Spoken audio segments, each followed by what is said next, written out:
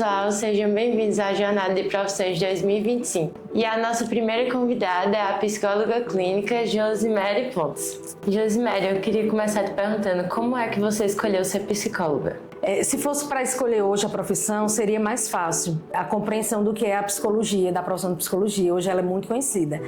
Eu estou formada há 20 anos, então eu escolhi a psicologia, fiz psicologia há 25 anos atrás. E na época eu escolhi pelo acesso que eu tinha também à profissão, não era pelo quanto eu conhecia. Não era muito pouco divulgado. Mas eu já lia livros de psicologia desde os 12, 13 anos de idade, 14, porque eu tenho irmã psicóloga. Então, o interesse meu pela psicologia começou pela literatura de psicologia. Então, aos 12, 13 anos, eu lia Rollo May, Viktor Frankl, Isaac Chausa, alguns livros que não eram comuns de uma leitura, de uma leitura para adolescente, mas eu tinha curiosidade e lia.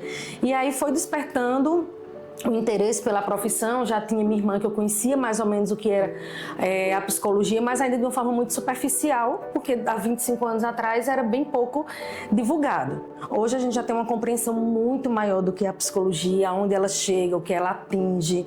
Então hoje eu acho que as pessoas, né, que escolhem a psicologia, elas já têm uma compreensão maior. No meu tempo foi um interesse primeiro pela literatura. O processo foi muito difícil? Eu não digo que foi difícil, eu digo que ele é um pouco pesado. As pessoas têm uma ideia de psicologia como um curso também é lindo, é muito humano, mas ele é um curso muito pesado porque a densidade de leitura, o volume de leitura, e são leituras que de alguma forma inquieta, mexe com você, mexe com emoções. Então é um curso que demanda de você tanto um acompanhamento e cuidado emocional com você, como também uma demanda muito grande de leitura. A priori, assim, eu não tive tanto apoio da família, porque eu passei em engenharia e psicologia e minha mãe queria que eu não fizesse psicologia. Ela dizia: o raio caiu 2 vezes na mesma casa, não é possível, porque também na época não tinha muito essa visão de que você viveria da psicologia. E aí eu decidi, não fiz nem minha matrícula na Federal, fui para a UEPB, que foi onde eu passei para psicologia, e o curso todo foi tranquilo para mim, porque assim eu já sabia muito a área que eu queria, o segmento que eu queria, a abordagem, mas é um curso pesado. Você tem que gostar muito de ler, ele é um curso que mexe muito com as emoções, como eu digo, mas assim, não foi difícil de cursar, entende? O processo dele não foi. Mas assim, desafiador, eu acho. E como foi o processo em casa para dizer para os seus pais que era psicologia mesmo que você queria? Bem, no meu caso, teve um facilitador que era já ter minha irmã como psicóloga. Embora meus pais quisessem que eu optasse pela minha segunda aprovação, que era da Federal. Mas a primeira coisa, eu conversei com eles. Eu disse: não é porque ela faz psicologia ou porque ela é psicóloga, é porque eu tenho interesse. Era uma habilidade que eu já tinha de gostar de ouvir, de acolhimento. Então eu conversei com eles e disse assim que não me sentiria realizada fazendo uma coisa que não era dentro do meu campo de interesse. Engenharia era muito cálculo, coisas que realmente eu sei que eu não teria desenvoltura. Não era minha área de aptidão, de habilidade. E aí também não fiz nem a matrícula, né, na Federal, que era para não dar nem espaço. Não fiz nem minha matrícula, que na época a gente tinha que fazer a matrícula antes. E aí eles aceitaram. Meus pais, eles sempre foram muito compreensivos nesse sentido de a vida profissional é sua, as escolhas são suas, então quem vai todo dia para o trabalho é você, quem vai ter que levantar, passar 4, 6, 12 horas no trabalho é você. Então não fazia sentido para meus pais escolherem a profissão para mim. Eu acho que a gente tem que pensar, ouvir os pais, eu acho que é importante, mas eu acho que a gente tem que se consolidar dos nossos argumentos, né? Conhecer um pouco o mercado de trabalho, conhecer um pouco a base, a média salarial, a média de retorno financeiro, as áreas de atuação, como é que o campo está, quais as áreas que estão em amplo desenvolvimento, como por exemplo na psicologia, a neurociência, a neuropsicologia está em amplo desenvolvimento. Então, quando a gente vai conversar com os nossos pais, que a gente leva dados, que a gente argumenta, que a gente mostra para eles: olha, mas essa profissão tem isso e isso, se a gente ampliar para cá, tem isso que me interessa. Eu acho que eles entendem que isso não é uma decisão tomada sem amadurecimento. Eles vão entender que você amadureceu aquela ideia. E aí a gente tem também, eu sei que é muito difícil para um jovem de 17, 18 anos correr os riscos das nossas escolhas, né? Eu sei que é muito difícil dizer assim: e se eu errar? Meus pais diziam que era para ir para cá e eu fui para cá. Mas eu acho que a gente tem que, em algum momento, correr esse risco de dizer assim: pronto, vamos tirar as rodinhas da bicicleta e andar sozinho. Durante a graduação, você pensou em mudar de área ou você já entrou com a cabeça de que você queria ser psicóloga clínica? Quando a gente se forma, pelo menos na UEPB, a gente se forma para ser psicólogo de forma geral. Então você pode ir para psicologia clínica, educacional, social, hospitalar, qualquer área de atuação dessa. A clínica sempre foi o carro-chefe assim do meu interesse, que era o atendimento individual. Mas eu também tinha vontade e caminhei um pouco para a questão de dependência de álcool e drogas. Então eu fiz meu TCC, estagiei, trabalhei em hospital psiquiátrico, trabalhei no CAPS AD. Minha área de atuação também bifurcava aí para essa área de dependência química. Mas eu terminei não indo muito à frente, porque quando a gente trabalha com dependência química, é muito mais como um trabalho de serviço público, rede pública. E aí eu me desencantei um pouco, porque ficava muito distante daquilo que a gente idealiza do trabalho com dependência química, aquilo que realmente é feito dentro do sistema público de saúde. E aí eu desisti. E uma área que eu nunca pensei em ir, que era educacional, eu passei 10 anos.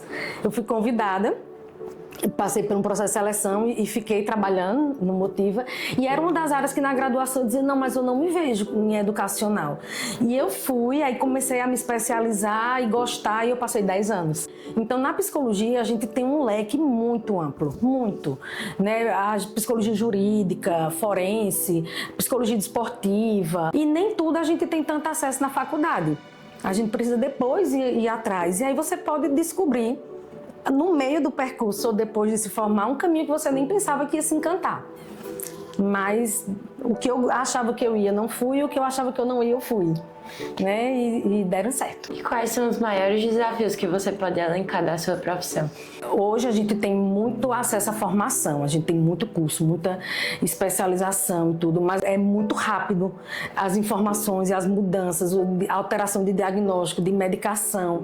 O acompanhar o paciente um a um, eu acho um desafio, porque cada um que entra aqui, não importa ele saber se você atendeu 10, 12 ou 15 no dia, ele é único. Então você tem que estar acompanhando muito bem todo o passo a passo, você tem que fazer a evolução do quadro, você tem que estar anotando tudo do paciente, cada um tem sua pastinha e a gente vai fazendo a evolução, anotando. Porque aquele paciente, quando ele volta, ele não vai lhe lembrar o que ele falou há 2 meses atrás, 5 anos atrás, às vezes.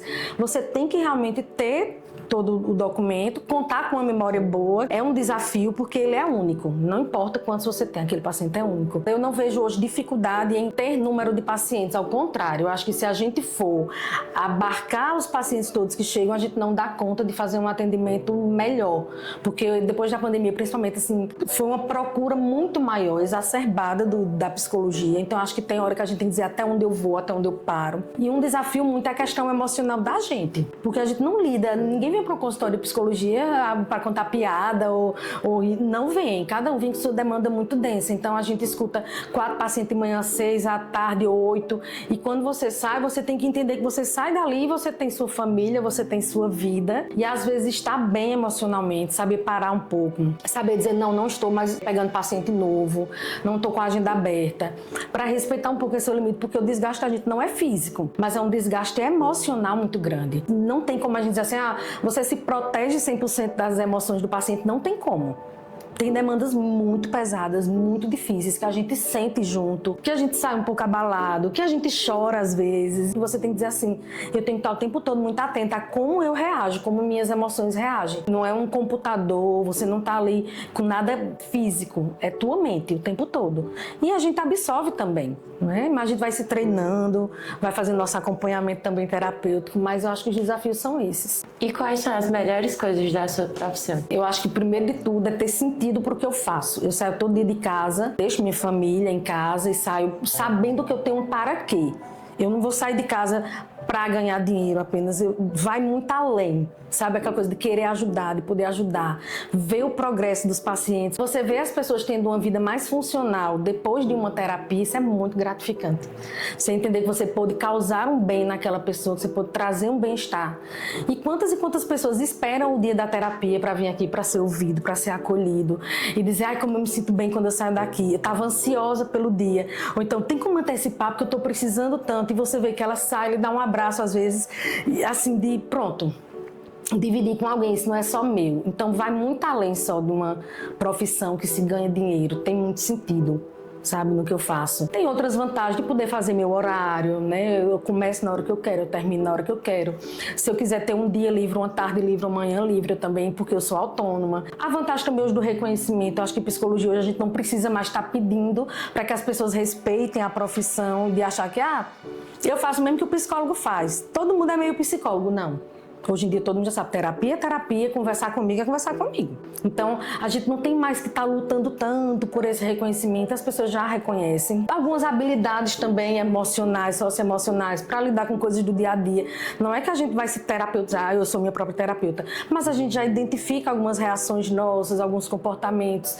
Todo esse conhecimento humano não fica só aqui no consultório, vai para fora também. E para encerrar, eu queria que você mandasse uma mensagem para os meus colegas que querem seguir nessa profissão igual a você. Caros colegas, futuros colegas, é uma área extremamente encantadora, desafiadora. É uma área ainda que, por mais que o povo diga, muita gente se formando, mas tem campo, tem mercado, tem público.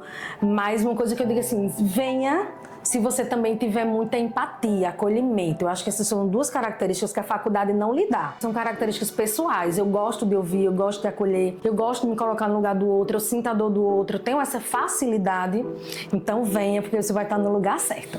E aí, gostaram? O nosso próximo episódio vai ficar aqui disponível no YouTube. E a gente vai conversar com um médico pediatra. Aguardo vocês!